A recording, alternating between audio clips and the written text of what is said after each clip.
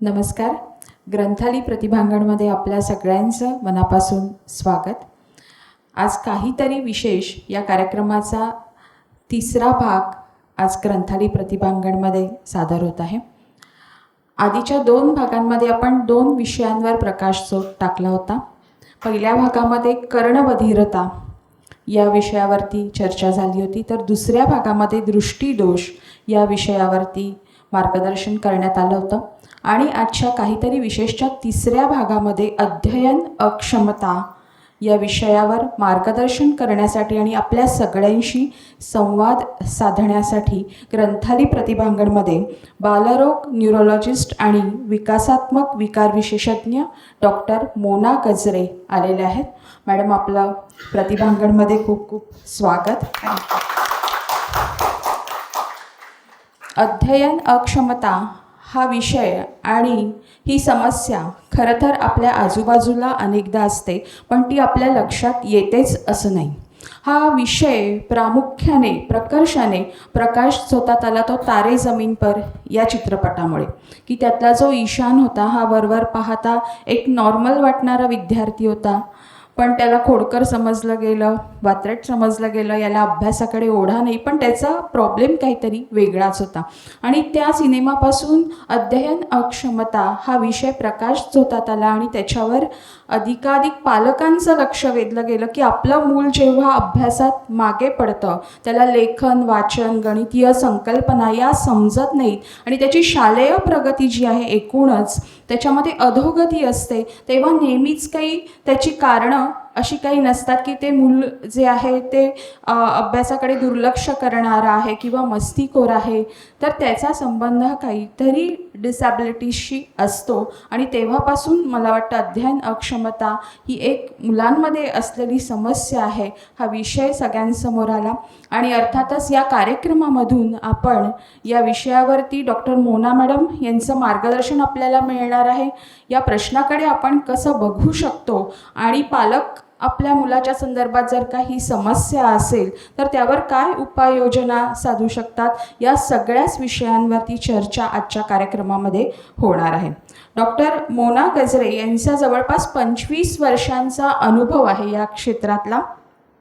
त्या स्वतः प्रॅक्टिसही करतात, एक उत्तम मेंटॉर आहेत आणि एक चांगल्या संशोधक आहेत. अशा 3ही पातळीवरती डॉक्टर मोना गजरे यांचं काम आहे. सायन हॉस्पिटलमध्ये त्या बालरोग तज्ज्ञ विभागात प्राध्यापक देखील आहेत. 2014 पासून मुंबई विद्यापीठामध्ये त्या मेंटॉर आहेत आणि बालरोग, न्यूरोलॉजिस्ट, एपिलेसी, विकासात्मक विकार अशा विषयांवरती त्यांचं मार्गदर्शन नवीन संशोधकांना लाभत असतं.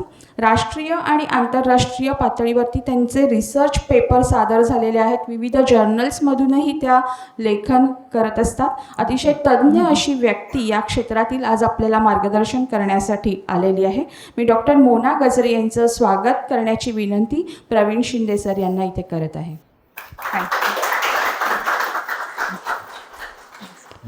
थँक्यू. काहीतरी विशेष या कार्यक्रमाची संकल्पना लेखिका सुधा तुंबे यांची आहे आणि त्या आपल्या संवादकही आहेत.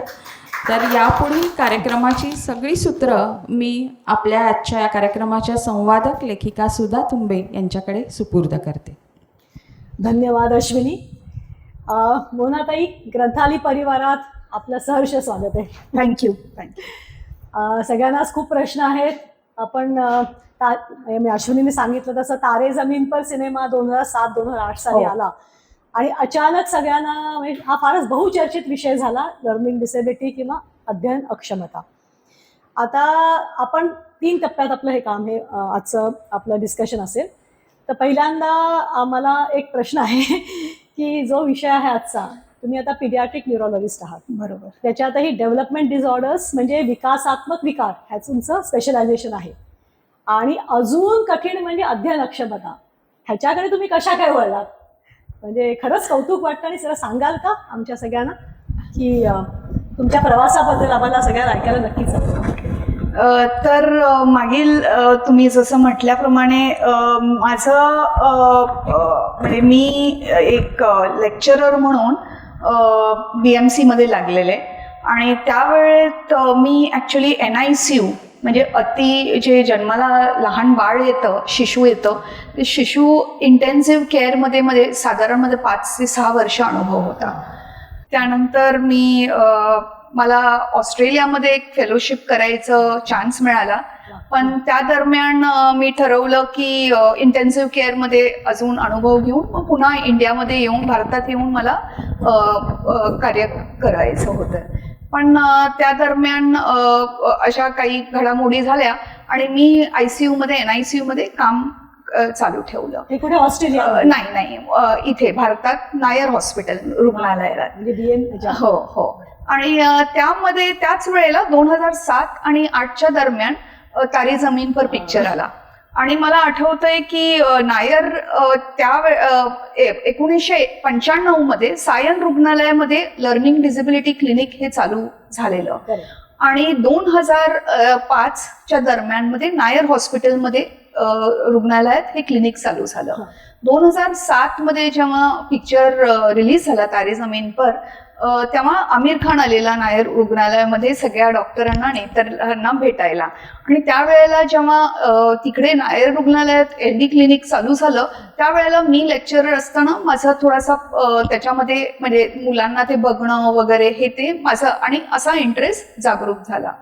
न्यूरोलॉजी हा विषय नेहमीच माझ्या म्हणजे हृदयाच्या जवळ आहे, कारण तोच एक एरिया आहे की म्हणजे ज्याला आपण क्लिनिकल म्हणतो, डायग्नोसिस, तो एक आहे की त्याच्यावरती जर आपण व्यवस्थित त्या बाळाला पाहिलं आणि मग आपण नॅरो डाऊन करू शकतो की काय डायग्नोसिस आहे. मग त्यामुळे हा प्रवास चालू झाला. पुढे मी सायन रुग्णालयात असोसिएट प्रोफेसर म्हणून म्हणजे सहयोगी प्राध्यापक म्हणून माझं प्रमोशन झालं आणि तिथून मग लर्निंग डिसेबिलिटी क्लिनिकचा अनुभव असल्यामुळे मी त्या क्लिनिकची हेड 2010 पासून आहे तिकडे. खूप छान आहे आजचा तुमचा हा सगळा प्रवास ऐकताना. पण एक मला सांगू का, आता साधारणपणे सगळ्यांच्या मला तीच एक शंका असते की पिक्चर पाहिला आम्ही, तो सिनेमा फारच चांगला होता, थोडं अतिरंजित असतं सिनेमात सगळं, पण नक्की काय? कारण खूप कन्फ्युजन आहे अजून लोकांना आणि हे फार बहुचर्चित आहे हल्लीच्या काळात. तर तुम्ही म्हणजे अध्ययन अक्षमता म्हणजे नक्की काय त्याच्याबद्दल सांगू शकाल? हो, नक्कीच.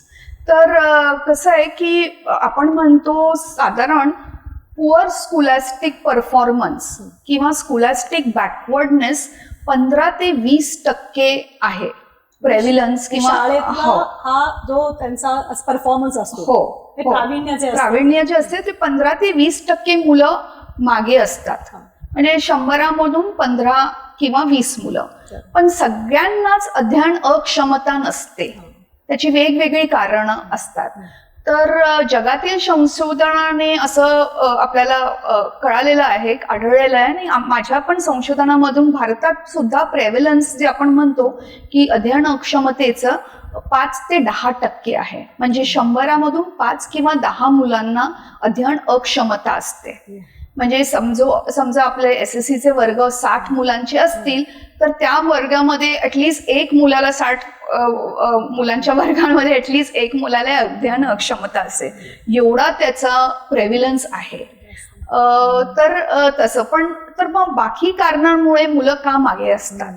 तर एकतर एन्व्हायरमेंटल हे प्रमुख कारण आहे. म्हणजे आता आमच्याकडे जी मुलं येतात किंवा मी ते मुलं बघते की जे अभ्यासात मागे असतात, कधी कधी त्यांचं घराचं किंवा शाळेचं वातावरण अनुकूल नसतं त्या मुलाला सपोर्ट देण्यासाठी. कधी कधी मुलांमध्ये प्रॉब्लेम्स असतात, मेडिकल प्रॉब्लेम्स असू शकतात. जसं मी न्यूरोलॉजीमध्ये माझं प्रावीण्य आहे, तर एपिलेप्सी किंवा आकडी येणे मुलांना, किंवा मग अतिचंचल मुलं असणे, किंवा मंदत्व असणे, किंवा मग अस्थिरता, ADHD ज्याला आपण म्हणतो, ही सगळी कारणं असेल. किंवा मेडिकल प्रॉब्लेम्स जसं तुमच्या पूर्वीच्या सिरीजमध्ये तुम्ही घेतलंय की कानाचे किंवा दृष्टीचे हे असेल तर त्याच्यामध्ये, किंवा सेरेब्रल पॉल्सी असे काही असतील रोग, तर त्याच्यामुळे सुद्धा मुलं अभ्यासात मागे असू शकतात. बरं, जेव्हा आमच्याकडे बाळ येतं किंवा मुलगा येतो की शिक्षणात मागे आहे, तर आम्ही पहिल्यांदा ही कारणं रूल आउट करतो की एन्व्हायरमेंटल नाही आहे, मुलांमध्ये काही दोष आहे की नाही, हे सगळी कारणं. इमोशनल कधी कधी प्रॉब्लेम्स असू शकतात, तर मुलांमध्ये मोटिवेशनच नसतं अभ्यास करायचं, किंवा मग एन्झायटी असू शकते, डिप्रेशन असू शकते. आणि लहान मुलांमध्ये 5-5, 6-6 वर्षामध्ये सुद्धा आता आम्ही एन्झायटी आणि 7-8 वर्षाच्या मुलामध्ये सुद्धा डिप्रेशन बघतो, आणि जेणेकरून अभ्यासामध्ये ते इफेक्ट होतं.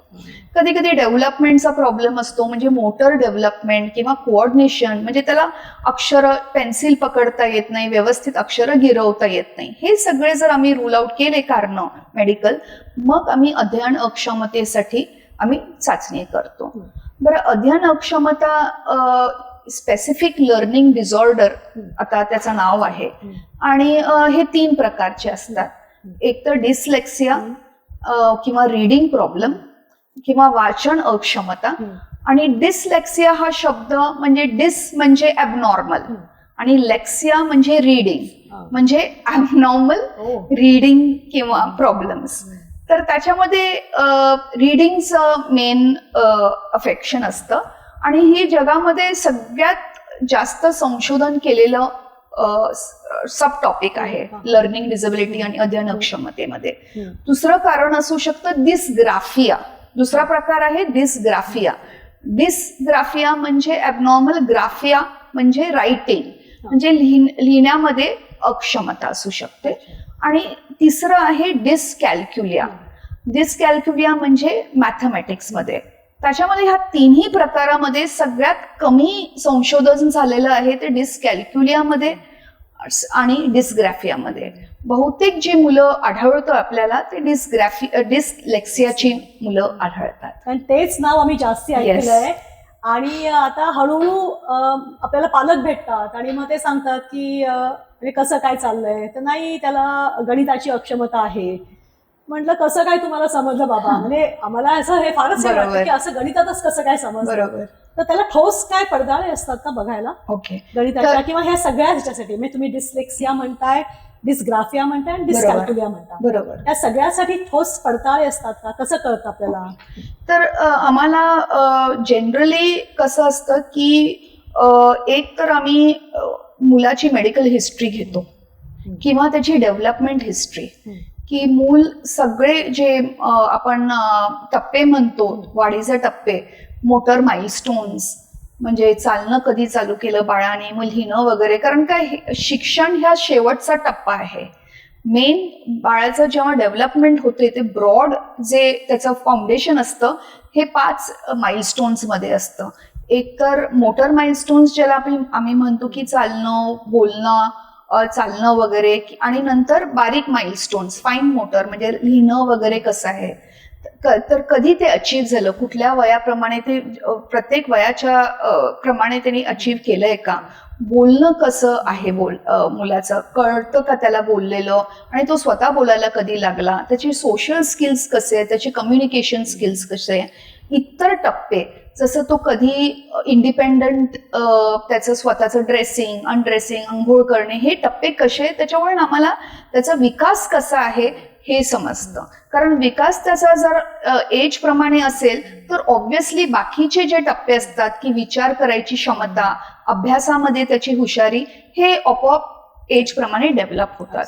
तर पहिल्यांदा आम्ही विकासाचे टप्पे कसे आहेत हे बघतो. कधी कधी जर आईच्या गर्भामध्ये बाळ असताना जर आईला ब्लड प्रेशर असतं, डायबिटीस असलं, तर कधी कधी ते जे बाळ असतं ते त्याला लर्निंग डिसेबिलिटीचं नंतर मोठं झाल्यावरती त्याला त्रास होऊ शकतो. कधी कधी आपण बघतो की मूल लगेच रडलेलं नाही जन्मानंतर, किंवा बाळाला नंतर इन्फेक्शन झालेलं आहे, आकडी आहे, तर या कारणाने सुद्धा त्यावेळेला मूल सावरतं. पण नंतर अकॅडमिकली जेव्हा शाळेत जातं तेव्हा ती अक्षमतेचे थोडेसे त्याला दोष होऊ शकतो. तर हे आम्ही पूर्ण डेव्हलपमेंट हिस्ट्रीमध्ये किंवा मेडिकल हिस्ट्री आम्ही घेतो. आणि कधी कधी मुलं असतात फिट्सची मुलं, तर त्याच्यामध्ये एक एस्पेशली आम्ही फिट्सचा प्रकार मी असा बघितलाय ज्याला आम्ही ॲब्सन्स सीजर म्हणतो, किंवा ते मूल म्हणजे असं आपल्याला नॉर्मल दिसतं, पण असं सारखे डोळे मिचमिच करतात, ते ब्लिंकिंग करतात आणि त्या एक मायक्रो क्षणामध्ये किंवा मायक्रो सेकंडमध्ये त्याचं ध्यान विचलित होतं. तर अशा वेळेला ते टीचरला वाटतं की, आणि त्या बाळाला म्हणजे ती ऍक्च्युअली फिट्स चालू असतात ब्रेनमध्ये, त्याच्यामुळे त्याची अटेन्शन नसतं आणि बाहेर इन्स्टेड ऑफ आपल्याला जे माहिती आहे की हातपाय वाकडे होणे म्हणजे फिटचा प्रकार हा नाही, ह्याला ऍब्सन्स म्हणतात, म्हणजे फक्त ब्लिंकिंग होतं आणि मायक्रो सेकंडमध्ये त्याचं ध्यान जातं. आणि हे नॉट ओनली वन टाइम होतं, म्हणजे दिवसातून हे 15, 50, 100 वेळा सुद्धा होऊ शकतं. तर त्याच्यामुळे टीचरला वाटतं की ते मुलाचं लक्ष नाही, पण ऍक्च्युअली फिट्स चालू असतात. तर ही मुलं पण टीचर शाळेतून आम्हाला असे येतात की या मुलाचं लक्ष नाही आहे, आणि त्यावेळेला जेव्हा त्याचं लक्ष म्हणजे चेंज होतं, तसं त्यावेळेला जर सपोजिंग तो फळ्यावरून कॉपी करत असेल तर त्याची पुस्तकं इनकम्प्लीट असू शकतात आणि शिक्षणात तो मागे असू शकतं. तर त्यामुळे आम्ही मेडिकल हिस्ट्री पहिल्यांदा घेतो मुलाची, आणि मग आम्ही एज्युकेशनल हिस्ट्री येतो की नक्की कुठल्या वर्गामध्ये पासून त्या मुलाला इश्यूज आहेत लर्निंगचे, आणि मग थोडे आम्ही हिस्ट्रीप्रमाणे जातो. आणि मग त्याच्यावरती जसं RPWD ऍक्ट 2016चा आहे, त्यांनी एक काही आम्हाला टेस्ट दिलेले आहे गव्हर्नमेंट ऑफ इंडियाने, त्याप्रमाणे आम्ही चाचणी करतो की त्याची बुद्धीची क्षमता काय आहे. एक कट ऑफ दिलेला आहे, तर त्या कट ऑफ प्रमाणे आम्ही बघतो. जर एक मोर दॅन 85 कट ऑफ असेल तरच पुढे आम्ही अध्ययन अक्षमतेचे टेस्टिंग करतो, आणि त्याच्यावरती आम्हाला निदान येतं की अध्ययन अक्षमता आहे का आणि कुठल्या प्रकारची आहे, या 3 प्रकारामधून कुठली प्रकारची आहे. हे टेस्टिंग वेगळं असतं त्याचं. येस, म्हणजे तुम्ही हे अशा टेस्ट डेव्हलप झालेल्या असतात, तर त्याचं टेस्टिंगचं काही नाव वगैरे असतं का काही स्पेशली? तर आता सध्या भारत सरकारने जे मान्यता केलेले टेस्ट आहेत ते IQ साठी मिसिक म्हणून टेस्ट आहे. मिसिक्स म्हणजे balance intelligence scale for Indian children, आणि दुसरी म्हणजे निम्हॅन्स, जे आपल्याकडे संस्था बँगलोरमध्ये आहे, त्यांची लर्निंग डिसेबिलिटी टेस्ट एक त्यांनी आताच रिसेंटली केलेलं आहे. तर त्याप्रमाणे चाचणी करायची असे भारत सरकारची सांगितलेलं आहे. पण हा टेस्ट सगळ्या इंग्रजी भाषेत असतील नाही का? हो. मग तुम्हाला कळणार कसं की मराठी भाषेत किंवा कानडीतल्या मुलांना असं कसं कळेल तुम्हाला? तर सध्या निम्हॅन्सची जी टेस्ट आहे ती ट्रान्सलेशन होते मल्टिपल इंग्लिश लँग्वेजेसमध्ये. पण सुधाताई, जसं आपण बोललेलो मगाशी की तुम्ही पण SNDTचे ग्रॅज्युएट आहात, तर SNDTने खूप वर्षापूर्वी धर्मिष्ठा मॅडम आहेत, त्यांनी पुढाकार घेऊन हिंदी, मराठी आणि गुजरातीमध्ये लर्निंग डिसेबिलिटीच्या टेस्ट तयार केलेल्या आहेत. तर त्या हिशोबाने आम्ही इतर पण ह्याच्यामध्ये भाषेचं तुम्हाला आकलन होईल. मग ते डिस्कॅल्क्युलिया जे असतं, गणिताची डिसेबिलिटी आहे, हे त्याच्यावरून तुम्हाला कळू शकेल. हो, कारण लर्निंग डिस्कॅल्क्युलिया जे असते तर प्युअर जर साईन कन्फ्युजन असेल मुलांमध्ये, प्लस मायनस साईन प्रॉब्लेम काय काय असतं ते कन्फ्युजन, तर डिस्कॅल्क्युलियामध्ये प्रायमरी म्हणजे साईन कन्फ्युजन असतं की प्लसच्या ऐवजी मुलगा मायनस साईन करतो किंवा कॅरी ओव्हर करत नाही, त्यामुळे त्याला पाढे पाठांतर होण्यामध्ये डिफिकल्टी होऊ शकते. पुढे जर डिस्लेक्सिया असेल अलॉंग विथ डिस्कॅल्क्युलियाचं, आपण जे वर्ड प्रॉब्लेम्स म्हणतो, वर्ड प्रॉब्लेम्स मध्ये डिफिकल्टी येते, कारण त्याला कळतच नाही की आपण काय वाचलंय ते प्रॉब्लेम, त्याच्यामुळे त्याला ते कॅल्क्युलेशन करायमध्ये डिफिकल्टी येते. जनरली माझा अनुभव असा आहे की कम्पेअर्ड टू वेस्टर्न वर्ल्ड, आपली मुलं मॅथ्समध्ये जरी अध्ययन अक्षमता असतील तरी मॅथ्समध्ये त्यांना एवढा त्रास नाही आहे कम्पेअर्ड टू वेस्टर्न मुलं. I don't know what is the reason. आणि त्याच्यामुळे आम्हाला जे वेस्टर्न नॉमिनेटेड टेस्ट आहे त्याच्यावरती कधी कधी डिस्कॅल्क्युलिया पिकअप करायला खूप डिफिकल्ट जातं. पण आपल्या भारतामध्ये किंवा म्हणजे सगळीकडेच मला असं वाटतं की गणिताला अवास्तव महत्व दिलं जातं आणि अक्षरशः कायम ते घोटून घेतात. आणि मला म्हणून मग ते एवढ्या प्रकारात दिसत नसेल. आणि बहुतेक म्हणजे माझं असं अनुभव आहे आणि ऑब्झर्वेशन आहे की generally Indians are better in maths compared to the rest of the world. त्याचा मेन आपल्या इथेच एनिवेज, आता डिस्ग्राफिया ही जी ह्याच्यासाठी काही विशेष टेस्ट आहे का? कारण खरं सांगू का, जवळजवळ सगळ्या मुलांना लिहायचा हल्ली खूप कंटाळा हो, असतो आणि इतकी नक्कीच. वाईट अक्षर काढतात. हो म्हणजे आपलंही ह्याच्यामध्ये काही म्हणजे अपवाद नव्हता. आपण पण लहानपणी शाळेत असताना हो ते लिहायचं म्हणजे फळ्यावरचं काढायचं लिहून खूप कंटाळायचं, मग ते काहीतरी अक्षरात काढायचं हो आणि मग घरी आपल्याला ओरडा मिळायचा की हो. मोत्यासारखं अक्षराचे दाणे असले पाहिजे हा. असं. तर म्हणजे कदाचित असू शकेल आम्हाला सगळ्यांना डिस्ग्राफिया हो. ना तेव्हा लहानपणी. पण आता त्याचीही टेस्ट असते हो. का? तर डिस्ग्राफियामध्ये आम्ही बघतो की किती फ्लुएन्सी आहे, म्हणजे त्याची रायटिंग कॅपॅसिटी की पर वर्ड्स एका मिनिटाला तो किती लिहू शकतो. आणि हँड रायटिंग पण, म्हणजे जसं तुम्ही म्हणाला की लेजिबिलिटी काय आहे, की कॅपिटलेशन करतो का तो. कधी बहुतेक ही मुलं कशी करतात की एका वर्डमध्ये सपोजिंग त्याला बॅट लिहायचंय तर he will start with bat हे कॅपिटल लेटर करणार, टी पण कॅपिटल, आणि मधलं जर ए असेल तो स्मॉल लेटर, तर मध्ये मध्ये कॅपिटल मध्ये मध्ये स्मॉल लेटर. अक्षरं त्यांची मोठी असू शकतात किंवा अगदी बारीक मायक्रोग्राफिया जे आपण म्हणतो ते असतं. त्यांना लाईन्ड पेपरवरती लिहायला थोडी अवघड असते, पण अनरूल्ड लाईन्ड पेपर असतो आणि लाईन्ड पेपर त्यांना अतिशय अवघड जातं, कारण त्यांचं जे ओरिएंटेशन असतं पेपरावरती की इथून लेफ्ट कॉलम आहे, इथून सुरुवात करायची, move towards the right, then come back, हे रूल्स फॉलो करणं त्यांना खूप डिफिकल्ट जातं, कारण त्यांची स्पेशल पोझिशन जी असते ऑन पेपर हे त्यांना डिफिकल्ट जातं. तर बहुतेक वेळेला तुम्ही बघितलं असेल की टीचर्स ते गोळे करतात किंवा इकडून सुरुवात करायचे, इकडे लेटर लिहायचे, तो हा प्रॉब्लेम असू शकतो. दुसरा म्हणजे स्पेलिंगमध्ये तर ते सपोजिंग आपल्याला क्लॉथ असा शब्द लिहायचा आहे तर ते CLOTHE लिहिणार. ओके, तर एडिशन लिहू शकता, किंवा क्लॉथचं CLOT लिहिणार, म्हणजे वगळतात एक एक सिलेबल. तर ओमिशन किंवा एडिशन एरर्स असू शकतात, स्पेलिंग मिस्टेक्स असतात. नंतर जर तुम्ही द म्हटला तर ते instead of the THE the ते TEH द लिहितात. तर साऊंड जसं ते ऐकतात त्याप्रमाणे लिहितात, तर आम्ही म्हणतो त्याला स्पेलिंग फोनेटिकली. तर हे स्पेलिंग एरर्स असू शकतात. आणि काही मुलांमध्ये हे पण नाही आढळत, आणि हायर लेवलचं लर्निंग प्रॉब्लेम असू शकतो, लर्निंग डिसऑर्डर.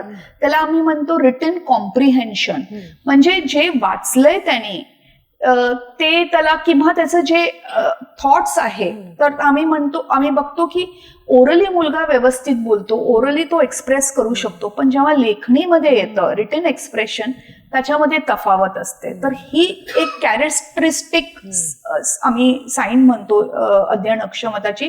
ओरली खूप चांगलं आहे, पण लिहिण्यामध्ये त्याला थॉट्स त्याचे व्यवस्थित तो मांडू नाही शकत. तर हे साधारण म्हणजे हे ढोबळपणे मी म्हणू शकते की डिस्ग्राफियाच्या हे साईन्स आहेत. आता एक आता शाळेपर्यंत खूप उशीर झाला ना. हो. आपण शाळेत हल्ली मुलं किती 3-3.5 हो. वर्षात जातात, हो. आणि लगेच काय त्यांना लिहायला शिकवत नाही. बरोबर. पण हे अर्ली असेसमेंट जी असते ती घरी बरोबर. पालकांना कळू शकते का? म्हणजे असं एक प्राथमिक लक्षणं जी असतात, आता जसं दृष्टीदोष असेल किंवा हिअरिंग इम्पेअरमेंट, कर्णबधिरता असेल, तर का साधारण पालकांना कळतं की आपल्या मुलात काहीतरी आहे, दोष आहे, ते लगेच डॉक्टरकडे जातात.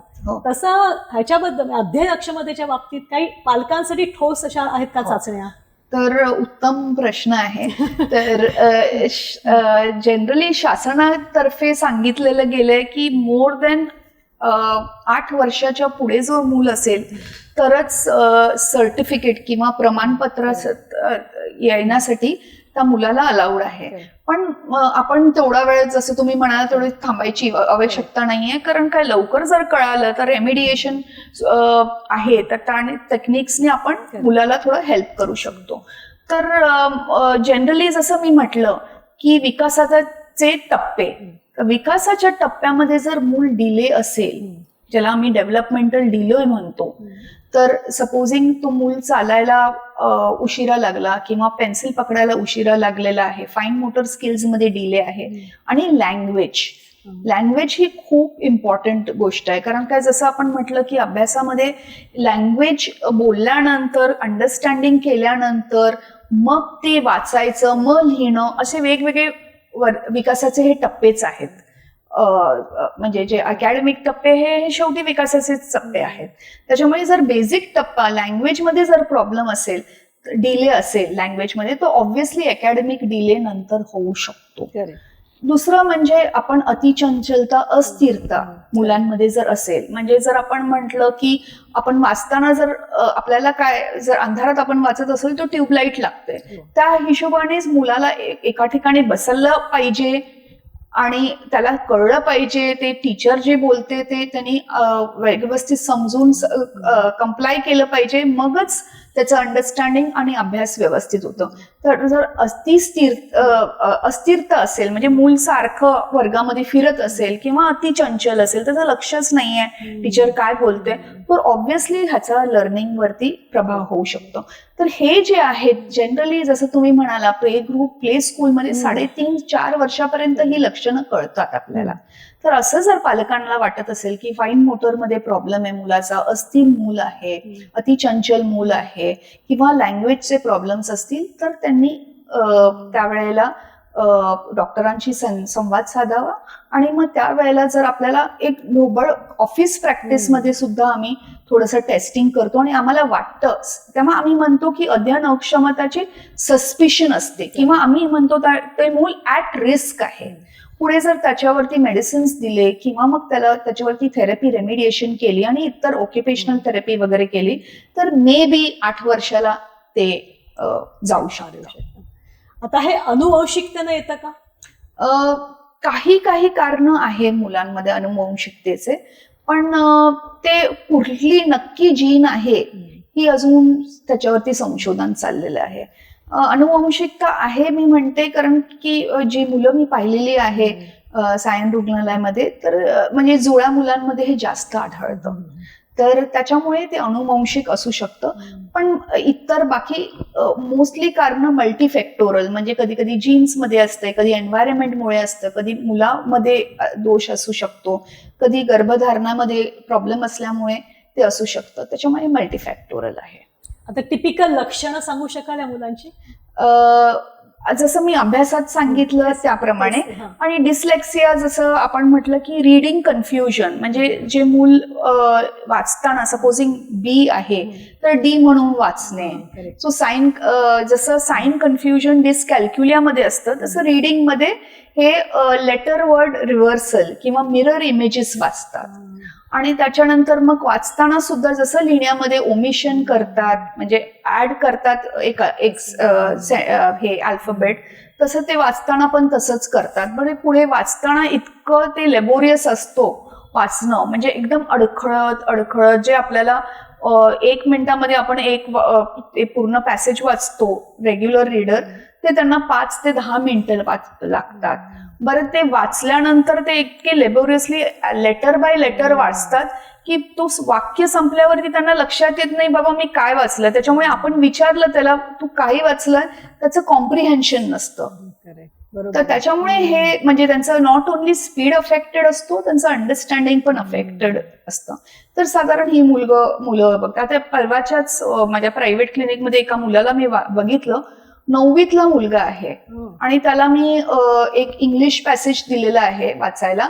तर तो ऍक्च्युली म्हणजे त्याला ते अजिबात वाचताच येत नव्हतं. तर you can see the other science. मी जेव्हा अदर सायन्स मुलांमध्ये इमोशनल सायन्स बघते तेव्हाच मला कळतं की मूल चालवते येतं ना की ह्याला थोडासा अकॅडमिक प्रॉब्लेम असतो. तर ते मूल अदर सायन्समध्ये काय होतं की कारण आपल्याला कसं की आपण कुठेही जॉबला असेल तर आपलं मोटिवेशन अप्रिसिएशननी होतं. आता हा मुलाचा जॉब काय आहे मुलांचा जनरली की शाळेमध्ये जाणं हाच त्यांचा जॉब आहे. तर सारखे जर त्यांना लाल मार्क मिळाले, रेड लाईन्स मिळाले, तर ऑब्व्हियसली त्यांना मोटिवेशन होत नाही. त्याच्यामुळे ही मुलं शाळेत जात नाही, काकू करतात जायला, पोटात दुखणं, डोकं दुखतं, आज हे तो स्कूल ऍब्सेंटिझम भरपूर असतं, सेल्फ एस्टीम खूप कमी असतो. कारण त्याला वर्गामध्ये जे चाललंय तेच कळत नाही, तर इकडे तिकडे तो लक्ष देतो, सारखा टॉयलेट ब्रेक असतं आणि तर हे प्रॉब्लेम्स असतात त्यांच्यामध्ये. त्याच्यामुळे थोडंसं आपल्याला त्याच्यावर आता आयदर 2 रीत्याने मुलं त्याच्यामध्ये हे एक्सप्रेस होतात. आयदर ते एकदम म्हणजे अग्रेसिव्ह होतात आणि मग मागच्या बाकाची मुलं असतात आणि बुलिंग इतर मुलांना करतात, फ्रंट बेंचर्सला, आणि मग पुढे ऑफकोर्स ते पॉलिटिशियन्स होऊ शकतात. आणि जे दुसरं असतं की ते इंट्रोवर्ट होतात किंवा त्यांचा सेल्फ एस्टीम एवढा कमी होतो की ते एकदम डिप्रेशन मध्ये जातात. आता ही मुलं शाळेत जातात ती रेग्युलर शाळा असतात, बरोबर आहे. बरोबर. आता सर्वसामायिक शिक्षण असतं आपण म्हणतो, पण आता ह्या मुलांसाठी ते कितपत योग्य आहे तुम्हाला वाटतं? कारण असा जर त्रास मुलांना शाळेत होणार असेल तर याच्यासाठी विशेष शाळा असा प्रकार नसतो का? म्हणजे कसं असतं, म्हणजे ह्या मुलांचं शिक्षण कसं असतं? तर म्हणजे मुंबई सारख्या शहरात 3-4 विशेष शाळा आहेत, पण महाराष्ट्र शासनाने आणि भारत सरकारने सांगितलंय की मुलांना वर्गाच्या बाहेर काढायच्या नाही, म्हणजे मेन स्ट्रीम स्कूलमध्येच त्यांना ठेवायचं आणि वेगळं शिक्षण त्यांना हेल्प करण्यासाठी रेमिडियल एज्युकेशन किंवा स्पेशल एज्युकेटर्सचं आपण त्यांना दिले पाहिजे. आणि इनफॅक्ट शासनाने सांगितलेलं आहे, हे डिफाईन पण केलेलं आहे की किती वर्गामध्ये प्रत्येक मुलाला किती रेमिडियल टीचर असली पाहिजे, म्हणजे की जर त्या मुलाला आपल्या रेग्युलर पद्धतीने शिकता येत नाही तर आपण त्याच्या पद्धतीने आपण त्याच्या कलेने किंवा त्याच्या पद्धतीने मल्टीमोडल थेरपी करून शिकवावं. पण ते शिक्षण फारच आदर्श वाटतं.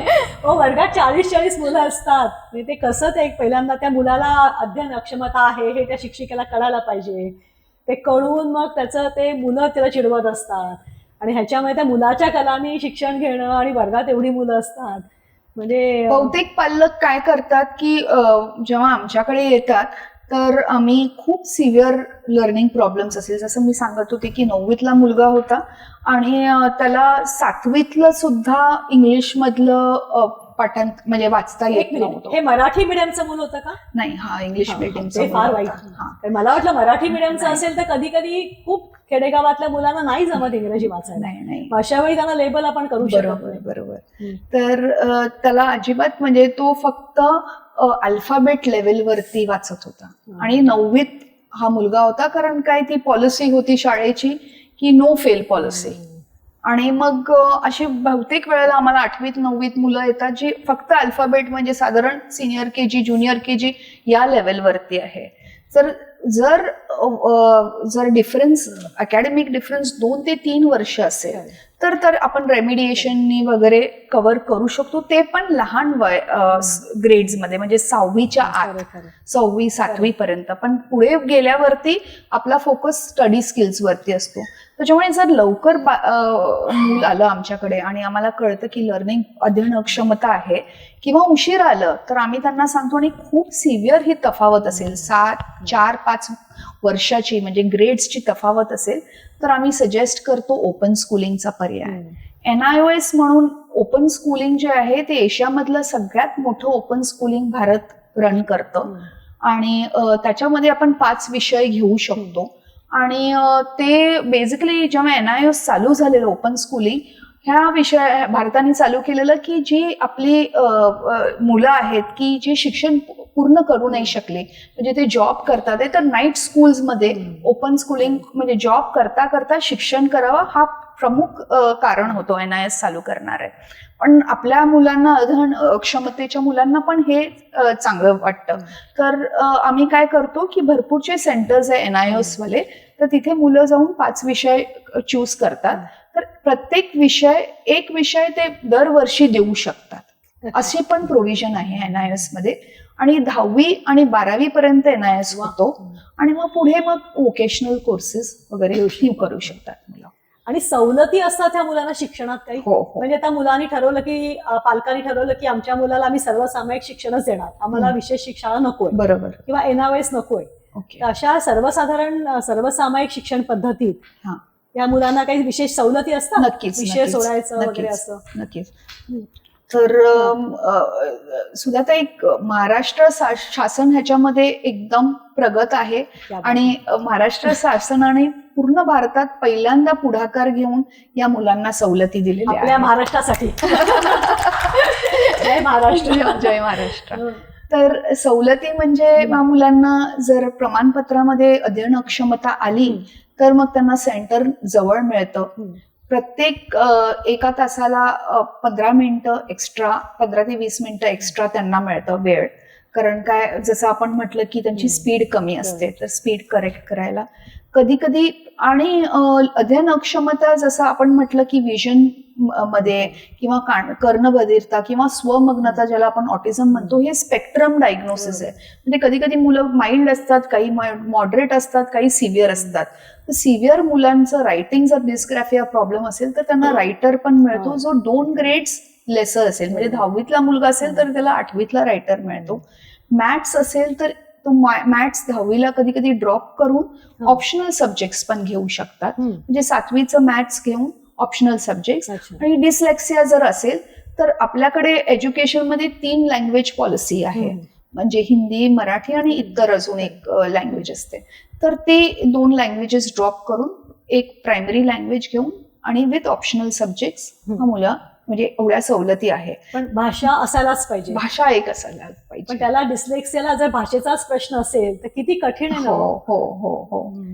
एनिवे, पुढे सर ही सवलती आहेत. आणि दुसरं म्हणजे टीचर शिक्षिकेला सांगितलं जातं 10वीमध्ये वगैरे आणि इतर वेळेला चेकिंग करताना सुद्धा, पेपर चेक करताना स्पेलिंग एक्झॅम्पशन देतो आपण. कारण आपण म्हटलं मुलांना स्पेलिंग अवघड जातात. आणि आपल्याला 10वीला मॅप्स असतात तर जॉग्रफीमध्ये, तर त्यांचा डायरेक्शन सेन्स पण कधी कधी मुलांचा प्रॉब्लेम असतो. तर त्याच्यामुळे ते पण लिनियंट चेकिंग असं काही काही सुविधा असतात. मी तुम्हाला आता तेच विचारणार होते, कारण माझी एक मैत्रिणी ती मला म्हणाली तुम्हाला प्रश्न, ती आज येऊ शकली नाही, ती म्हणाली एक प्रश्न मला नक्की विचार हे डायरेक्शन बद्दल, की आता कुठल्या भागात मी सांगत नाहीये, पण असं काही ठिकाणी असा फार लोकांना प्रश्न येतो, असं सरळ जा आणि मग डावीकडे वळा, बरोबर, मग उजवीकडे जा असं सांगतात. मग त्याला हे काही लर्निंग डिसेबिलिटी आहे काय काय आयसोलेशन मध्ये नाही म्हणू शकत, पण जर बाकीचे ह्याच्यामध्ये डायरेक्शनचा प्रॉब्लेम, आणि हे जनरली डिस्कॅल्क्युलियाच्या मुलांमध्ये मला जास्त आढळतं. डायरेक्शनचा प्रॉब्लेम किंवा डिस्ग्राफिया, जसं मी म्हटलं स्पेशल प्रॉब्लेम असतो. तर ज्याचं त्यांना कळत नाही ओरिएंटेशन, त्यांना हा ओरिएंटेशन नॉट ओनली कागदावरती कळत नाही, पण लेफ्ट टू राईट ओरिएंटेशन सुद्धा कळत नाही. आणि असून ह्या मुलांना मग घड्याळ वाचणं एकदम डिफिकल्ट जातं. सो मग त्यांना आम्ही जनरली सांगतो की अकॉमोडेशन्स मध्ये तुम्ही मग त्या मुलांना डिजिटल वॉच हाच पर्याय आहे. आणि एक दुसरा, माझ्याकडे सिव्हिअर लर्निंगचा प्रॉब्लेम असलेला मुलगा in Android world speech to text वापरतो. म्हणजे ओरली बोलतो आणि टेक्स्ट करून मेसेजेस पाठवतो मला, कारण त्याला टायपिंगचा इश्यू आहे. सो आताच्या टेक्नॉलॉजी वर्ल्ड मध्ये थोडंसं थिंग्स आर बेटर देन. तेच त्याच्याकडे बघणार होते की हल्ली इतकं आधुनिक तंत्रज्ञान वाढत चाललंय, तर या मुलांना हाताने लिहायचा प्रश्न असतो, बरोबर आहे. पण आता ह्यांनी कम्प्युटरमध्ये जर टायपिंग केलं तर त्यांचा हा प्रश्न बराच सुटू शकतो, बरोबर आहे. तर तशा काही सवलती परीक्षा लिहिताना देतात? हो हो. तर परीक्षा देताना म्हणजे जर जिथे रायटर आम्ही नसेल तर मग आम्ही सांगतो की तुम्ही कम्प्युटर वापरा. तर कम्प्युटर जर तिथे असेल, म्हणजे असतील, तर त्याच्यामधले ते फक्त मायक्रोसॉफ्ट वर्ड ठेवतात, बाकीचे इतरचे प्रोग्राम्स काढतात आणि मग मुलांना टाईप करून तुम्ही पेपर देऊ शकता. आणि इनफॅक्ट फॉरेन युनिव्हर्सिटीमध्ये रायटर हा आपल्याकडे इंडियामध्ये पॉप्युलेशन इश्यू नसल्यामुळे, आणि मुलं आपली पालक जनरली अलाव करतात रायटरसाठी, पण दिस इज द जनरल थिंग. आणि कन्फ्युजन फार असतं बघा. आता मी इथे येताना पुन्हा अजून एक प्रश्न होता की आज कुठला विषय आहे, म्हटलं अध्ययन अक्षमता म्हणजे स्लो लर्निंग का? अरे नाही, ते वेगळं असतं, 2 वेगळे शब्द आहेत. पण ते आता कसं कळायचं लोकांना, हे तुमच्याकडून ऐकणं जास्त योग्य आहे. स्लो लर्निंग आणि लर्निंग डिसेबिलिटी हे कसं वेगळं आहे? तर हा खूप मोठा प्रश्न आहे. आणि इनफॅक्ट मेडिकल प्रोफेशन्समध्ये पण हा कन्फ्युजन असतो की अध्ययन अक्षमता म्हणजे स्लो. इनफॅक्ट अध्ययन अक्षमताचे मुलांचं स्लो लर्नर आणि अध्ययन अक्षमता ह्याचं प्रायमरी प्रमुख डिफरन्सिएशन हे बुद्ध्यांक मध्ये होतं. म्हणजे IQ टेस्टिंग मध्ये, जे आमचे ही मेन बेस आहे फॉर लर्निंग अध्ययन अक्षमताच्या टेस्टिंगला. IQ जर बुद्ध्यांक क्रमांक 85च्या वरती असेल तरच, जसं मी मागे म्हटलं, आम्ही अध्ययन अक्षमतेसाठी चाचण्या करतो.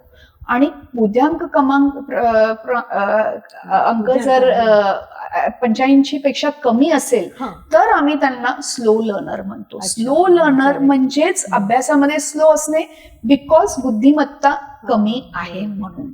तर 70 ते 85 हा जो गट आहे त्याला स्लो लर्नर आहे, किंवा आम्ही मेडिकल टर्म मध्ये बॉर्डरलाईन इंटलेक्च्युअल फंक्शनिंग हा मेडिकल टर्म आहे ते बोलतो. कारण स्लो लर्नर हा एकदम त्याला डेरोगरेटरी टर्म असं म्हणू शकतो, लेबलिंग होतं.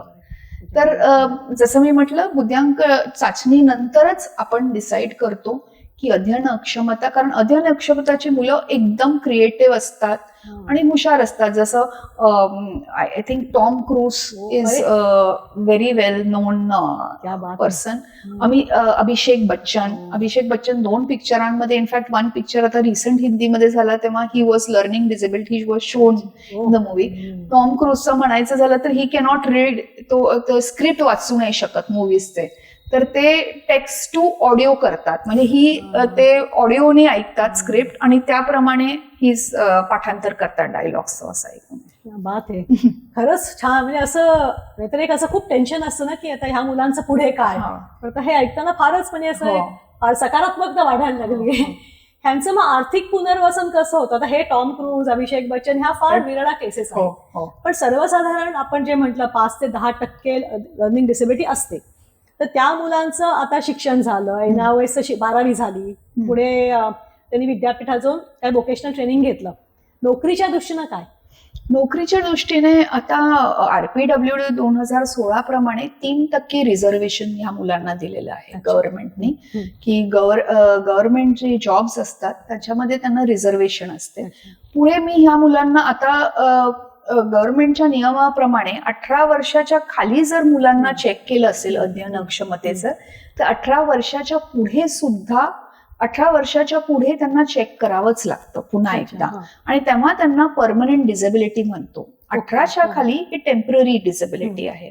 तर जेव्हा 18 वर्ष, आता हल्ली आमच्याकडे 25 वयाची, 27 वयाचे असलेले, 30 वयाचे, कधी कधी पेरेंट विथ मुलगा पण येतो. पेरेंट म्हणतो अरे मला असं होतं पण मी आता मुलाचं टेस्ट, आणि पेरेंट आहे 50 वयाचा, तर टेस्टिंग वगैरे. तर त्याच्यामुळे म्हणजे त्यांना एक सेल्फ अवेअरनेस होते की बाबा माझ्या काळामध्ये हे नसतील, पण that is how I struggled through. तर जेव्हा ते येतात, they are doing well and they are well, म्हणजे मेनस्ट्रीम सोसायटीमध्ये ते चांगले सामावून घेतलेले आहेत. असं वेगळेपणा वाटत नाही, दिसायला वगैरे मुलांसारखे असे असतात. आणि गव्हर्नमेंटच्या जॉब्स मध्ये त्यांना सवलती मिळतात आणि ते गेट अप. पण प्रायव्हेट सेक्टर्स मध्ये पण, प्रायव्हेट सेक्टर मध्ये एवढं रिझर्वेशन नाही, पण दे आर डुईंग वेल. म्हणजे कारण काय, ही मुलं पुढच्या शिक्षणामध्ये त्यांना सवलती मिळतात, त्याच्यामुळे ते पुढचं शिक्षण घेऊ शकतात आणि नंतर. आणि असं पॉसिबल आहे का की समजा एखाद्या मुलाला लर्निंग डिसेबिलिटी इन मॅथमॅटिक्स म्हणजे डिस्कॅल्क्युल्या होता, पण बाकी सगळ्या त्याच्या फॅकल्टीज एकदम मस्त, म्हणजे गणित हा विषय सोडून द्या, बाकी विज्ञान किंवा बाकी विषय चांगले असतात, तर पुढे अशी मुलं मेडिकल फील्डमध्ये येऊ शकतात का? डॉक्टर्स होऊ शकतात का? कारण बघा, डॉक्टर व्हायला गणिताची आवश्यकता नसते. कारण हा एक फार म्हणजे विषय, पुष्कळ लोक हल्ली आम्ही डिस्कशन मध्ये असा येतो की मग म्हणजे त्याच्यासाठी हे आडकाठी यायला नाही पाहिजे ना. पण मेडिसिन मध्ये कसं आहे की डोस कॅल्क्युलेशन असतो ना, तर जर ते चुकीचं, कधी कधी डिस्कॅल्क्युलियाची प्रायमरी मुलं बघितली, जसं पीडियाट्रिक मध्ये 0.5 मिलीग्रॅम आणि पॉइंटचं जर त्याच्यामध्ये पॉइंट लिहिलं नाही तर तो 50 मिलीग्रॅम म्हणजे इट इज. तुम्ही सांगितलं, लोक नेहमी म्हणतात की अरे ह्याला गणिताचंच आहे ना, मग आम्ही 10वी नंतर गणित सोडून देऊ असं, आणि आम्ही इकॉनॉमिक्स किंवा दुसरा जॉग्रफी विषय घेऊ, आम्ही फिजिक्स केमिस्ट्री म्हणजे गणित सोडून आम्ही फिजिक्स केमिस्ट्री बायोलॉजी घेऊ, आणि पुढे नीटची वगैरे परीक्षा असते, मग गणित येतच कुठे, असं ह्या शाळेत असलेल्या मुलांच्या बाबतीत याची चर्चा ऐकल्या.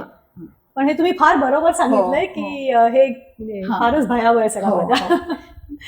अच्छा, आता एक विचारायचं की आता एकदा हे लेबल लागलं, समजा तुम्ही सर्टिफिकेशन केलं, लेबल लागलं, बरोबर, मग लग्नाच्या म्हणजे पुढे हल्ली लग्न संस्थेमध्ये याचा फार म्हणजे भाऊ होऊ शकतो ना. तर माझ्या अनुभवात असं कोणी मला सांगितलेलं नाहीये की हे म्हणजे I have not come across की काही प्रॉब्लेम असल्यासारखं असं. आय थिंक तर हल्ली डायबिटीस मुलीला डायबिटीस किंवा मुलाला डायबिटीस असेल हो किंवा असे काही जेनेटिक म्हणजे अशा काही हे म्हणजे आपले डिसऑर्डर हे असते, हा तर हल्ली फार बाऊ होतं असं लक्षात आलंय. म्हणजे ऐकी बात येतं आपल्याला. हो.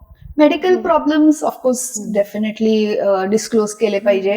लर्निंग डिसेबिलिटीचे करतात की नाही मला म्हणजे विचारायला पाहिजे की आहे हो, हो, हो, का हो. सर्टिफिकेशन आहे का म्हणून असं. आणि जेनेटिक टेस्टिंग, मग समजा लर्निंग डिसेबलच्या मुला किंवा मुलीशी लग्न केलं तर मग ते मूल होऊन येताना जेनेटिक टेस्टिंग करायची गरज आहे का? जसं मी मागे म्हटलं सुद्धा ते जेनेटिक रोल आहे लर्निंग मध्ये. अध्ययन अक्षमताच्या मुलांमध्ये जेनेटिकचा रोल आहे, पण नक्की कुठली जीन आहे ती अजून संशोधनात आलेली नाहीये. त्याच्यामुळे म्हणजे ते एका आपण म्हणतो की searching for in a haystack needle, searching a needle in the haystack असा प्रकार आहे की जरी केलं जेनेटिक टेस्टिंग आणि जर जीन निघाली तीच जीन लर्निंगचा प्रॉब्लेम क्रिएट करू शकतोय का हे सांगू नाही शकत असं. पण असे आहेत 3-4 सिंड्रोम्स आहेत. सिंड्रोम्स म्हणजे जसं टर्नर सिंड्रोम आणि मेडिकल ह्याने क्लाइनफेल्टर सिंड्रोम वगैरे असे वेगवेगळे सिंड्रोम्स आहेत ज्याच्यामध्ये लर्निंग डिसेबिलिटी कॉमन आहे. तर ती सिंड्रोम असेल ते जेनेटिकली आम्ही टेस्ट करतो आणि आम्हाला जनरली मुलांच्या अपिअरन्स वरून कळतं की हा मुलगा जरा वेगळा दिसतो आणि ह्याला हा सिंड्रोम आहे आणि मग ह्याला लर्निंग प्रॉब्लेम आहे, तर learning disability with this syndrome आणि ज्याची जेनेटिक टेस्ट होऊ शकते.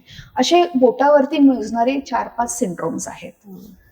आता ते मगाशी तुम्ही खूप आधी सुरुवातीला सांगितलं की अटेन्शन डेफिसिट डेव्हलपमेंट डिसऑर्डर म्हणजे ADHD म्हणतात किंवा त्याला मराठीमध्ये ती मुलं चंचल असतात.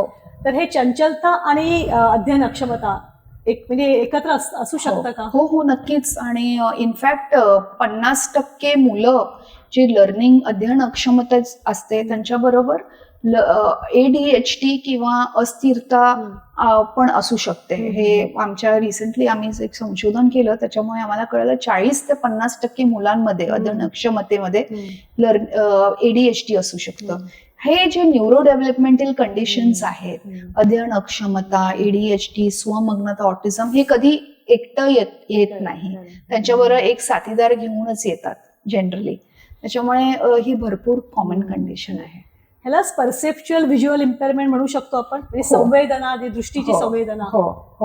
तर परसेप्शन त्याचे कारण अध्ययन अक्षमतेचे 3-4 आहे प्रामुख्याने.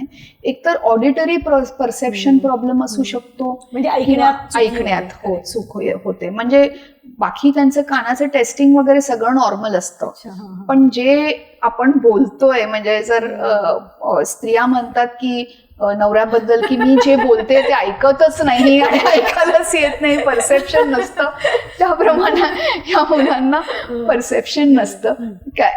आणि व्हिज्युअल परसेप्शन म्हणजे त्यांना दिसतं ABCD वगैरे, पण एक युनिडायमेन्शनल. जसं आता मी आपल्या पुढे हे झाड आहे तर आपल्याला हे कळतं की ह्याचं हाईट किती आहे, डेप्थ किती आहे. त्यांना ती डेप्थ परसेप्शन नसते, त्यांना युनिडायमेन्शनल दिसतं. त्याच्यामुळे ते जर त्यांचे या मुलांना जे व्हिज्युअल परसेप्शनचे मुलं असतात लहानपणी आपण किंवा साधारण 6-7 वर्षाला आपण बघतो की त्यांचं क्राफ्ट जे विषय असतो 1ली, 2री, 3रीला त्यांचं क्राफ्ट मेसी असतं. जेव्हा ते कलरिंग करतात ते मेसी असतं, कारण ते परसेप्शन त्यांना नसतं. तर हे पण एक साइन्स आहे की जसं आपण म्हटलं की कसं अर्ली कसं आपण पिकअप करू शकतो, तर ह्याच्यावरती पण आपण पिकअप करू शकतो. घरी आईनं हे सगळं लक्षात ठेवायला पाहिजे ना की हातामध्ये काय देताना ते मूल आधी उजवं डावं बरोबर त्याला कळतंय का, किंवा अरे ते उजवीकडे वळ म्हणतात मूल डावीकडे वळलं तर सतर्क व्हायला पाहिजे की थोडंसं काय ते बरोबर नाहीये, सातत्याने सांगू. त्याच्यानंतर व्हिज्युअल परसेप्शन सारखं तुम्ही म्हणताय ते की मुलाचं लाईन मध्ये लिहितोय का, किंवा चालताना सरळ वगैरे असं पण ह्याच्यात येतं. चालताना सरळ किंवा वाकडं चालणं, किंवा जसं लहान मुलं आपण बाराखेडा म्हणतो किंवा नर्सरी राईम म्हणतो, ते रायमिंग त्यांना डिफिकल्ट होतं. तर ते सेन्स ऑफ, जसं मी म्हटलं, ऑडिटरी परसेप्शन मध्ये प्रॉब्लेम असल्यामुळे रायमिंग ते व्यवस्थित कॅच नाही करू शकत. हे थोडे अर्ली साइन्स आहेत. किंवा लिहायला समजा अगदी घरात आईनं अगदी हल्ली खूप लहानपणी लिहायला सुरू करतात मुलाला, तर बॅड म्हणताना त्यांनी समजा बीच्या ऐवजी उलट फुलट बी आणि ते फारच कठीण आहे. बी ला डी आणि डी ला बी म्हणजे फारच डबल फॉल्ट होईल ते सगळं. पण साधारण मिरर इमेजेस हे लिहिणं हे 3 वर्ष 3री पर्यंत म्हणजे 7-8 वर्षापर्यंत नॉर्मल आहे. काय सांगताय? हो. आणि नंतर जर 8 वर्षानंतर जर ते परसेस झालं तर मग आम्ही म्हणतो की अर्ली साईन्स असू शकतात. अच्छा. तर त्याच्यामुळे जसं मी म्हटलं की प्रत्येक वयाचे किंवा जसं आपण म्हणते early school, middle school, late school, high school ह्यांचे सायन्स अध्ययन अक्षमतेचे वेगवेगळे असतात. जसं आपण म्हणतो की म्हणजे मी डायग्रेस करते, पण स्वमग्नतेमध्ये एक ऑटिझम मध्ये मुलाचं एक साईन असतं की रेपिटेशन करणं किंवा एकोलेलिया. म्हणजे आपण जर म्हटलं तुझं नाव काय, तो पुन्हा रिपीट करणार तुझं नाव काय आहे आणि बडबड करत राहणार स्वतःच्या लँग्वेज मध्ये, म्हणजे पाणीला प प प असं करणार. पण ही लँग्वेजची जेव्हा लँग्वेज माइलस्टोन चालू होतो बोलायचं तेव्हा हे नॉर्मल आहे आणि नंतर 2 वर्ष 3 वर्षाला ते मुलं कव्हर करून व्यवस्थित होतं. सिमिलरली रीडिंग मध्ये आणि रायटिंग मध्ये मिरर इमेजेस हे नॉर्मल 3री पर्यंत किंवा 8 वर्षापर्यंत आहे. जर त्याच्या बियॉन्ड जर ते राहिलं तर मग आपण म्हणतो की नवीन आहे, फारच नवीन ऐकलंय आज आम्ही. मला अगदी खात्री आहे तुमच्यापैकी पण बऱ्याच जणांनी नवीन ऐकलं असेल सगळं. आता तुम्ही आता सक्सेस स्टोरीज काही सांगू शकतात विद्यार्थ्यांच्या? नावं आम्ही सांगत नाही, you can withhold the names, पण आम्हाला आवडेल कारण फार सकारात्मक वाटते म्हणजे बघणाऱ्या लोकांना असं. तर मी मागेल म्हटलं तर एक मुलगा आम्हाला एक 4थीत मुलगा आलेला, त्याला शाळेने पाठवलेलं की अभ्यास करत नाहीये, वया पुस्तकं इनकम्प्लीट आहेत, पाठांतर होत नाहीये त्याचं. आणि तो जेव्हा आमच्याकडे आला ओपीडीला तेव्हा आम्ही पाहिलं त्याला, तर त्याला ते कंटिन्युअस ब्लिंकिंग होत होतं डोळ्याचं. आणि आमच्या बेड साईडच आमची एक टेस्ट आहे ज्याला आम्ही हायपर व्हेंटिलेशन टेस्ट म्हणतो. म्हणजे फक्त एक कागद घेतो मुलापुढे आणि सांगतो तू ब्लो कर, आणि तो ब्लो करताना किती वेळा ब्लिंक करतो हे आम्ही बघतो. तर तो खूप भरपूर वेळा ब्लिंक करत होता आणि आम्ही म्हटलं ही टेस्ट पॉझिटिव्ह आहे. त्यावेळेला त्याच्यानंतर आम्ही ईईजी ही टेस्ट केली बघायला की ह्याला मेंदूमध्ये फिट आहे का. ईईजी म्हणजे ईसीजी सारखी टेस्टच, म्हणजे आपण डोक्यावरती लीड्स लावून बघतो ब्रेन वेव्स कसे आहेत. त्याच्यामध्ये टिपिकल त्याला ऍब्सन्स जी मी फिट म्हणते ती फिट त्या मुलाला होती. आणि एक सोपं औषध म्हणजे आपल्याला BMC मध्ये सुद्धा ते औषध आहे किंवा प्रायव्हेटली जर आपण घेतलं तर 100-200 रुपये त्याची किंमत आहे महिन्याचं औषध. हे आम्ही चालू केलं त्याला.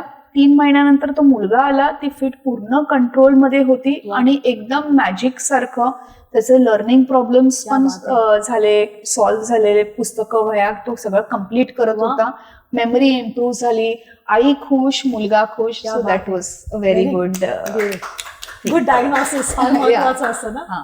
आणि अजून मग पुढे नोकरीच्या अशा दृष्टीने तुमची आतापर्यंत 20-25 वर्ष या क्षेत्रात आहात, आता काही मुलं आता नोकरीच्या क्षेत्रात गेली असतील, तर अशा काही केसेस आहेत? चांगली नोकरी एक खूप म्हणजे एक मला मनाला असं लागलेला एक अनुभव आहे.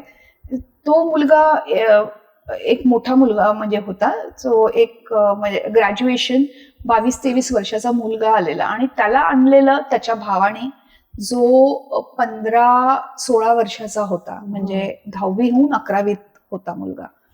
तर त्या दोन्ही भावंडामध्ये अंतर भरपूर होतं. आई वारलेली होती, वडील म्हणजे शिक्षणामध्ये एवढे नाही आणि just hand to mouth existence.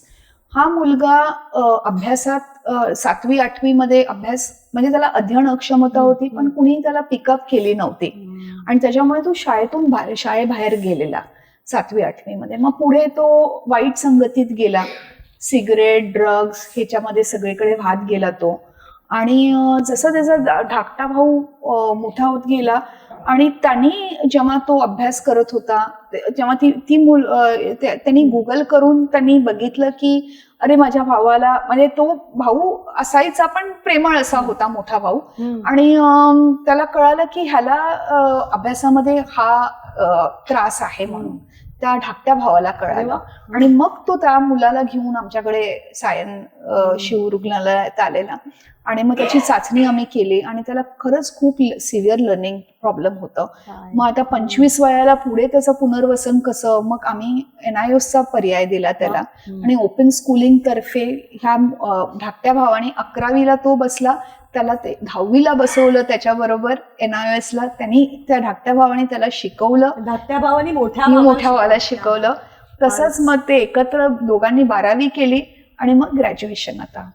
मग ते दर वर्षी ते एक मेसेज टाकतं, मॅडम आम्ही हे केलं, असं एक खूप सुंदर अनुभव होता. कृतकृत्य वाटतं ना असं ऐकल्यावर. आता एक शेवटचा प्रश्न माझ्याकडून, मग आपण ओपन करूया यांच्यासाठी, म्हणजे प्रेक्षकांसाठी. आता मुंबईत आपण राहतो किंवा मुंबई, पुणे अशा मोठ्या मोठ्या शहरांमध्ये हे सहज शक्य आहे चाचण्या करणं किंवा वर्गात, म्हणजे ती काही जागरूकता पुष्कळ आहे. पण तळागाळातल्या खेडेगावातल्या मुलांना हे कसं कळणार हो? मग त्या मुलांना तुम्ही म्हटलं तसं शाळेतून काढून टाकत असतील किंवा असं असेल, मग ही जागरूकता कितपत आता आहे असं? आता पूर्वीपेक्षा भरपूर जागरूकता आहे, कारण सर्व शिक्षा अभियान महाराष्ट्र शासनातर्फे स्पेशल टीचर्स आहेत.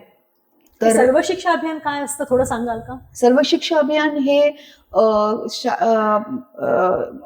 म्हणजे भारत शासनातर्फेच आहे की जे त्यांचं आहे की रेमेडियल एज्युकेशन असतं किंवा अर्ली साइन्स ऑफ अध्ययन अक्षमता पिकअप करणे, विजनचे प्रॉब्लेम्स मुलं असलेली, हिअरिंग प्रॉब्लेम्स मुलं असलेली, गतिमंद मुलं असलेली, ही कॅम्प्स ते भरतात ठिकाणी आणि मग त्या मुलांना कॅम्प्सद्वारा पिकअप करून मग ते रेग्युलर म्हणजे जे हॉस्पिटल्स आहेत त्यांना तिकडे पाठवतात. म्हणजे प्रायमरी सस्पिशन किंवा स्क्रीनिंग कॅम्प्स सर्व शिक्षा अभियान करते. शाळेचे कॅम्प्स, शाळांमध्ये जाऊन मोठ्या प्रमाणात कॅम्प्स घेतात. ते काम करते. त्यांच्याकडे स्पेशल एड्युकेटर्स पण आहेत. ते स्पेशल एड्युकेटर शाळेत जाऊन त्या मेन स्ट्रीम शाळेमध्ये जाऊन की कसं, किती तुमच्याकडे ही मुलं आहेत, शाळेत जाऊन सुद्धा विचारतात आणि कसं ट्रेनिंग द्यायचं, रेमेडियल एज्युकेशन द्यायचं हे पण ते सांगतात.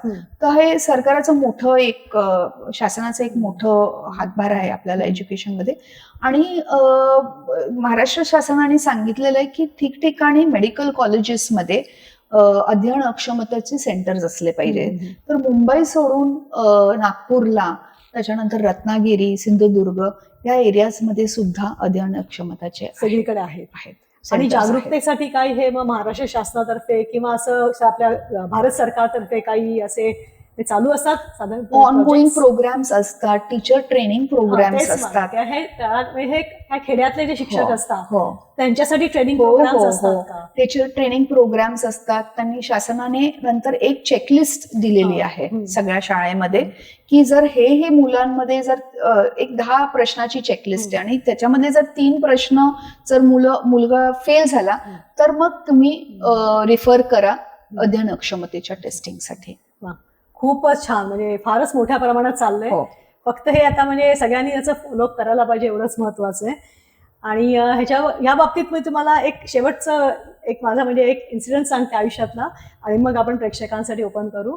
की आम्ही कोरियाला असताना एका कोरियन महिलेशी माझी ओळख झाली आणि बऱ्याच कोरियन लोकांच्या आयुष्यातले आम्ही पहिले भारतीय होतो आणि मी भारतीय कळायचंच, कारण माझा ड्रेस भारतीय, मी सलवार कमीज घालायचे किंवा जनरली साडी नेसायचे. तर पहिला प्रश्न तिनं मला विचारला, इंडियातून कुठून, एक विच पार्ट? म्हटलं मुंबई. मग बॉलिवूड? म्हटलं हा बॉलिवूड. तिनं काय विचारावं, तारे जमीन पर. मला इतकं मजा वाटली की इतके सिनेमे असतात तर सगळा सोडून तिने मला तारे जमीन पर का विचारलं. तर ती म्हणाली नाही, very good movie in Korea, everybody like. त्यांचं इंग्रजी एवढं नीट नसतं. तर ती म्हणाली इतकं छान असे कोरियन भाषेमध्ये पण सिनेमे यायला पाहिजे, कारण लोकांना कळायला पाहिजे. मग मी तिला म्हटलं की कोरियात पण असेल लर्निंग डिसेबिलिटी अशी? हो पुष्कळ आहे, पण आम्हाला समजत नाही, कारण आमची मुलं ही सर्वसामायिक शिक्षणात असतात, ती एकत्रित असतात ना, त्यामुळे असं मी त्याला बाहेर काढू शकत नाही. पण शाळांतर्फे करतायत, पण हा असे सिनेमे व्हायला पाहिजे. तर ते तारे जमीन परचं एक आठवण अशी आहे म्हणून. पण छान होणार, ते खूप छान वाटलं अगदी बोलून. आता आपण प्रेक्षकांना विचारू, त्यांना काही प्रश्न असतील तर. Can asphyxiation be a cause of during delivery? Can it be a cause of dyslexia? One of the causes? One of the causes. Yeah. म्हणजे during, as I said, की प्रेग्नन्सीमध्ये either मदरचे कॉजेस किंवा at the time of delivery, as you very rightly said, mild asphyxia. Yeah. Mild asphyxia म्हणजे जर बाळ रडलं नसेल किंवा delay cord around the neck आपण म्हणतो, तर असे काही कॅन बी, म्हणजे एकदम पिन पॉइंट करणं अवघड आहे, पण असे सगळे आहेत की आईला जर डायबिटीज, ब्लड प्रेशर असेल किंवा मुलाला नाळ असेल अराउंड द नेक, किंवा मग थोडंसं लेट रडलंय बाळ, किंवा थोडंसं इनफॅक्ट NICU मध्ये बाळ असेल 4 ते 5 दिवसाच्या वर, त्याला व्हेंटिलेटर लागला, नंतर इन्फेक्शन झालं, असे मल्टिपल कारण आहेत. त्याच्या मागील म्हटल्याप्रमाणे मल्टीफॅक्टोरियल आहे. हां, माझं नाव प्रवीण शिंदे.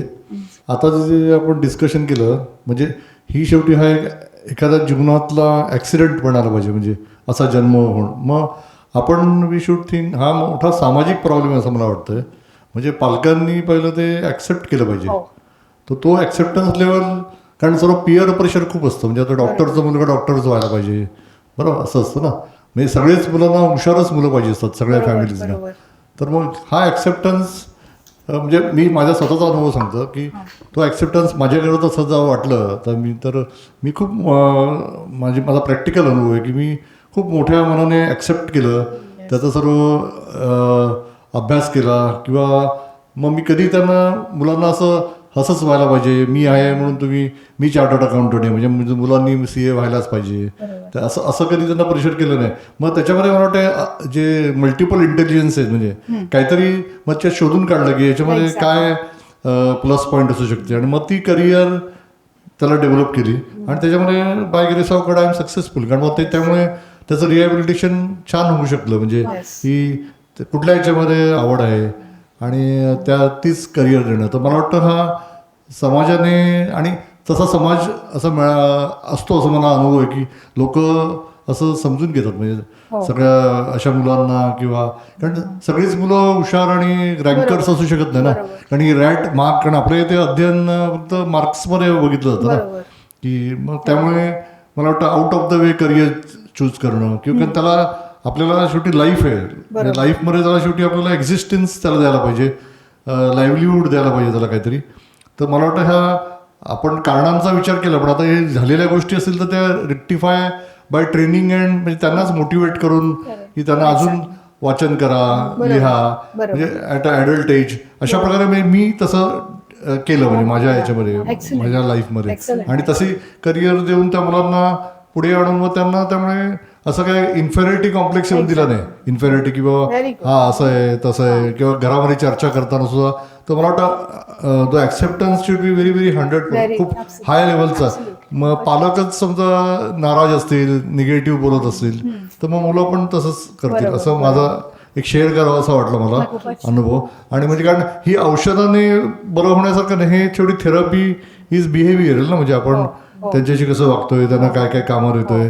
तर मला वाटतं गायडन्स इज व्हेरी इम्पॉर्टन्ट. म्हणजे मुलांना प्रॉपर गायडन्स की तुम्ही हे करा ते करा, असं म्हणजे मी माझा स्वतःचा अनुभव सांगितला. आणि I am happy with, I am proud of my children now. Sir, we are proud of you sir.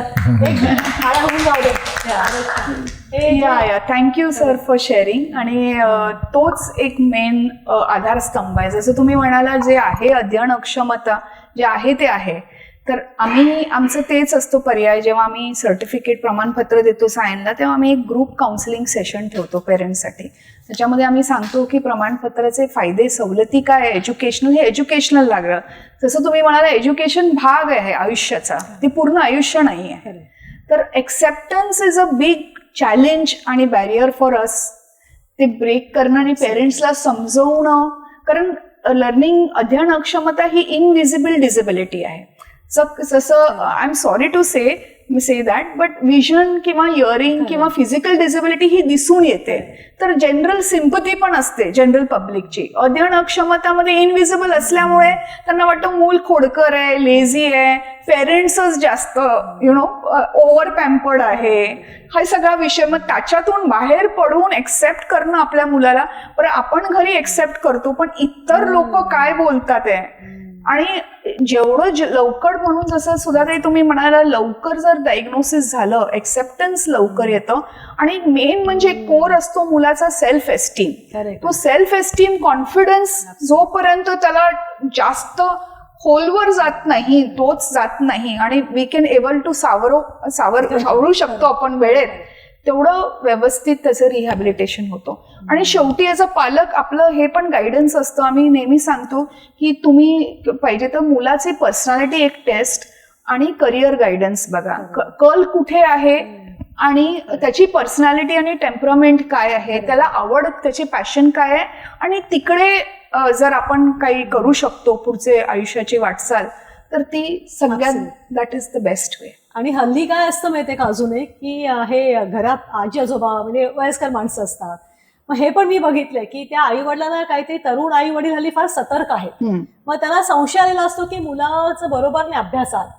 मग ते आजी आजोबा सांगतात की अरे तू कुठे एवढा हुशार होतास अभ्यासात, तू नाही का नापास व्हायचा. किंवा आईला तिच्या सांगतात सासूबाई तिच्या माहेरची माणसं की तुझा रिपोर्ट कार्ड बघ आणि आता ह्याला काय असं तू म्हणतेस. मग हे असं विचार करताना उशीर होतो. सतर्कता म्हणजे कसं तुमच्या मनात आलंय ना एक टेस्टिंग जाऊन एक डॉक्टरला दाखवा ना, टेस्टिंग करून घ्या ना. आणि जेव्हा शिक्षक तुम्हाला सांगतायत तेव्हा तुम्ही करायला भाग असतं नाही का. तुम्ही नक्कीच. आणि मी म्हणेन की म्हणजे भरपूर वेळा शिक्षक मागे असतात पण पेरेंट्स काकू करतात, कधी कधी पेरेंट्स अप्रोच करतात पण शिक्षक नाही म्हणतात. असं भरपूर आम्ही कॉम्बिनेशन्स बघतो. पण जसे सर म्हणाले की ultimately counselling, acceptance, finding the positivity आणि स्ट्रेंथ्स आणि going identifying strengths, hobbies of the child आणि moving towards that part as his career profession. मला एक विचारायचं होतं, काही मुलं असं लहान असताना अगदी व्यवस्थित बोलत असतात पण अमुक एक एजवरती आल्यावरती सर्टनली ते स्टॅमरिंग किंवा असं काहीतरी सुरू होतं. तर त्याचं काय कारण असू शकतं आणि त्याला काय मेडिसिन्स किंवा काय त्यांनी त्याच्यातनं कसं बाहेर यायचं असं जर कोणाच्या केसेस असतील तर. छान प्रश्न आहे हा.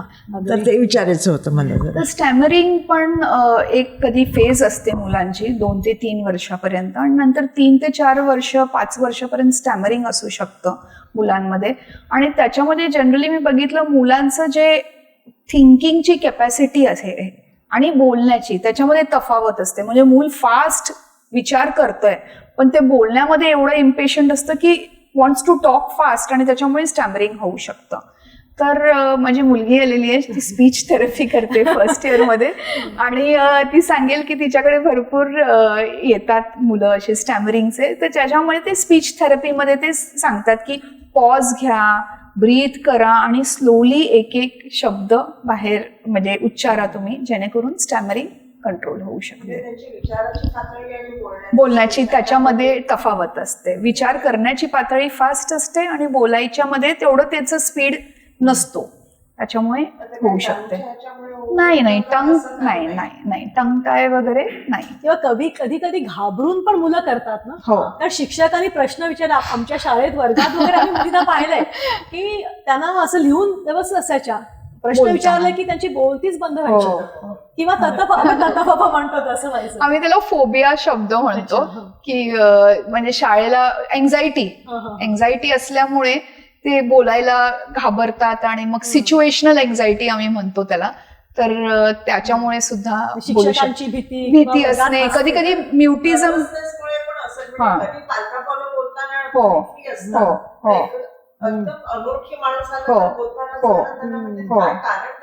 त्याला आम्ही सिलेक्टिव्ह म्युटिझम म्हणून म्हणतो की जसं तुम्ही म्हणाला की ते एन्झायटी आणि नर्वसनेस असणं म्हणजे ओळखीच्या माणसामुळे ते फ्री असतात पण बाहेर गेल्यावरती एकदम चूप किंवा बोलतच नाही आणि आई किंवा सगळे प्रेशर करतात अरे नाव सांग असं. तर दॅट इज सिलेक्टिव्ह म्युटिझम. तर त्याला मग आम्ही एन्झायटी मॅनेजमेंटमध्ये म्हणजे आयदर एकदम जास्त एन्शियस लेवलवरती मुलाला त्या एन्व्हायरमेंटमध्ये टाकून हळूहळू एन्झायटी कमी करायचा प्रयत्न करतो. मी रामकृष्ण उल्लेख केला आणि असंही म्हणलं की पुढे जाऊन पॉलिटिशियन होऊ शकतात. हे 2 करिअर ऑप्शन्स कळले आणि पॉलिटिशियन. तर केस स्टडीज किंवा सक्सेस स्टोरीज तुम्ही विचारलं पण त्यात नोकरीमध्ये असे वर गेलेले असे काही अनुभव आहेत का? माझे स्पेशली विथ टेक्नॉलॉजी ना हो पॉसिबल. काय जसं मी म्हटलं मगाशी की भरपूर हुशार मुलं सुद्धा असतात ज्यांना काय सांगता? हो हो म्हणजे अभ्यासात हुशार आहेत पण हो हो dyslexia. इंटेलिजन्स म्हणजे हाय आहे 135 काय 140 अरे? 145 असे. तर 3 माझ्या ओळखीतले माझ्या ह्याच्यामधली जी मुलं आहेत एकाने IIT मधून गुवाहाटी मधून केलंय ओ. आणि सध्या तो हे करतोय MBA करतोय आणि एक IIT होऊन बीटेक म्हणजे झालेला आहे IIT मधून आणि नंतर तो इंजिनिअरिंगला जॉबला आहे. अशी उदाहरणं आहेत.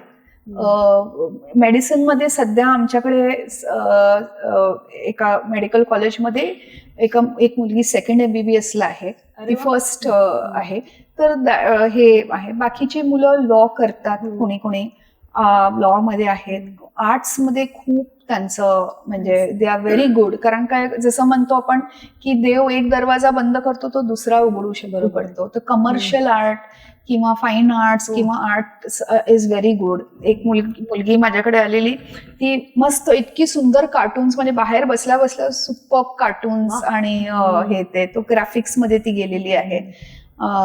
तर असे भरपूर संगीत वगैरे पण हो हो हो हो संगीतात शेफ हो हो हो इमोशनल क्वेश्चन आणि शेफ केटरिंग हे विषय कारण NIOS मध्ये 5 विषय असतात त्यात बेकिंग. कारण ओळखीच्या कोणीतरी एक आता एक मुलीनं करताय तर तिने बेकिंग हा विषय घेतलाय आणि मग इतकं सुरेख बेकिंग ती करते त्याच्यामुळे. तर आपण आता ती हे नाही कम्प्युटर्सला सुद्धा हो हो हो कम्प्युटर बोलायला प्रॉब्लेम नसतो त्यामुळे BPO मध्ये किंवा call centre. Yes yes yes yes yes yes नवीन अव्हेन्यूज खूप आता आले ना. याच्यावरती मेडिसिन उपाय नाही. मेडिसिन म्हणजे जसं मी म्हटलं की 50% मुलांमध्ये अति अस्थिरता किंवा चंचलता असू शकते. तर त्याच्यावरती जर ते असतील म्हणजे तर त्याच्यावरती आम्ही मेडिसिन्स देऊ शकतो. कारण काय ते डबल जसं मी म्हटलं अध्ययन क्षमता एकटी येत नाही, त्याच्यावर अजून एक साथीदार असेल तर त्याच्यावरती जर ADHD वरती मेडिसिन्स दिले तर थोडा प्रमाणामध्ये अभ्यासामध्ये फरक पडतो. अशी मुलं सुद्धा आहेत जी ADHD आहेत, चंचल आहेत, अस्थिर आहेत आणि त्यांच्यामध्ये लर्निंगचा प्रॉब्लेम आहे आणि ते चुकून अध्ययन क्षमता आहे का असं म्हणून आम्हाला रिफर होतात. आम्ही मेडिसिन्स देतो त्यांना आणि ते 3-6 महिन्यानंतर बघतो तर ते लर्निंग प्रॉब्लेम्स गेलेले असतात. बेसिकली औषध देऊन दुसरं म्हणजे रिपीटेडली समजा लिहिलं त्यांनी.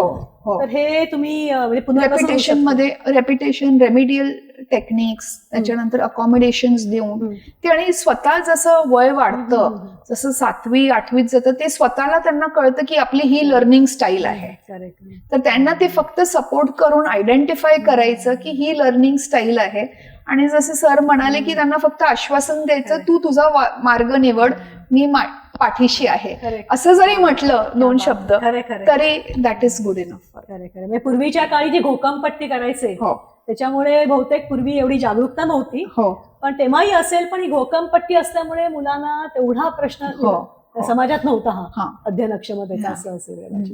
खरे औषधं तुम्ही म्हणतात देतात की ॲलोपॅथिक होमिओपॅथिक का कसली असतात? ॲलोपॅथिकची मेडिसिन्स असतात. तर त्याचं कन्सेप्ट आहे की जो डोपामाइन आणि नॉर ॲड्रिनालिन जे आपण केमिकल असतो ब्रेनमध्ये ते कमी असल्यामुळे फ्रंटल म्हणजे ब्रेनचे 4 भाग असतात त्याच्यामधला brain main frontal lobe CO म्हणतो आपण ब्रेनचा, जो इमोशन्स वरती कंट्रोल करतो आणि फंक्शनिंग एक्झिक्युटिव्ह फंक्शनिंग जे मॅच्युअर ब्रेन असतं फंक्शनिंग म्हणजे मला प्लॅनिंग कसं करायचं, ऑर्गनायझेशन कसं करायचं हे जे कंट्रोल मेन असतात हे फंक्शन्स ब्रेनचे ते फ्रंटल लोब CO मध्ये कंट्रोल असतो. तर या मुलांचं जे ADHDची मुलं असतात त्यांच्यावरती ते जास्त इमोशनल असतात आणि emotions are ruling them, which emotion जो ब्रेन असतो तो ओल्ड ब्रेन आहे, एकदम खाली असतं आणि वरती जसं माणूस इव्हॉल्व्ह झाला तसं तो फ्रंटल लोब आला. तर प्रायमरी केव्हमेन्स मध्ये इमोशनल ब्रेन असावं असं आपलं आहे. तर ते emotions they are very emotionally reactive आणि त्याच्यामुळे तो फ्रंटल लोब त्यांचा CO कॅनॉट हे म्हणजे एक हँड मॉडेल आम्ही म्हणतो की this is supposing your emotional brain and this is your frontal brain. तर हे फ्रंटल ब्रेन हे कमी मूठ झाकल्या बंद असल्यामुळे, कंट्रोल असल्यामुळे emotions are under control. Minute this is open, then you know your emotions rule you. Correct. तर and that is because of the chemical. Correct. की हे केमिकल नाहीये, तर औषधं supply those chemical. Neurological problem. Yes. आता माझ्या prevention काय तेच कशासाठी? असं होईल हे होईल नाही, दॅट इट इज देअर.